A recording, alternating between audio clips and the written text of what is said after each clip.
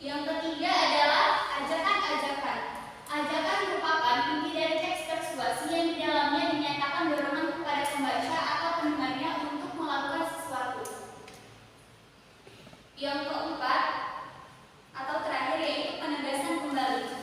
Pada bagian ini merupakan penegasan ulang terhadap pernyataan-pernyataan sebelumnya yang ditandai dengan ungkapan-ungkapan seperti demikianlah, dengan demikian, oleh karena itulah, dan sebagainya.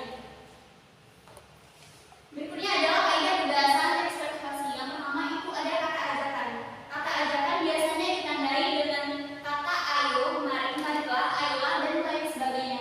Yang kedua itu ada kata kerja imperatif. Kata kerja imperatif yaitu kata kerja yang berisi perintah, yang menyatakan larangan atau keharusan, dan permintaan tolong seperti kata jangan, tolong, silakan, dan lain sebagainya. Yang ketiga itu ada kata teknis atau istilah.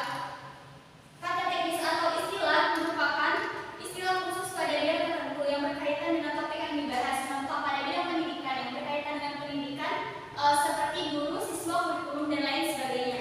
Yang keempat itu ada kata kerja mental. Kata kerja mental yaitu kata kerja yang berkaitan dengan perasaan ataupun pemikiran.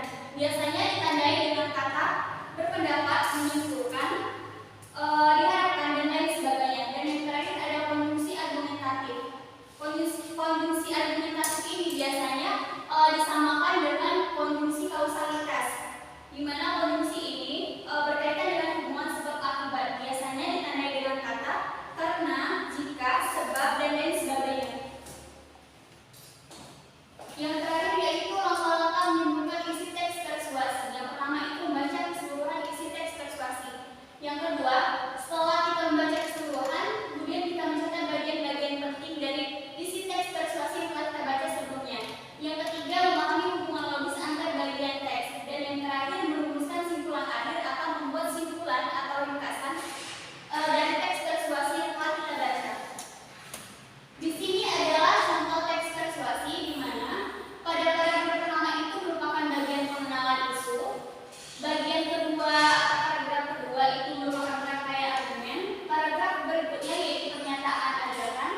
Dan yang terakhir penegasan kembali. Bisa dibaca semuanya? Ya, Bu.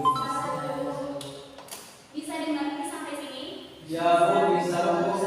Ada yang ingin ditanyakan? Tidak, Bu. Sudah paham, Bu. Jika tidak ada, kita cukupkan pelajaran kita pada hari ini. Ibu tutup. Wassalamualaikum warahmatullahi wabarakatuh.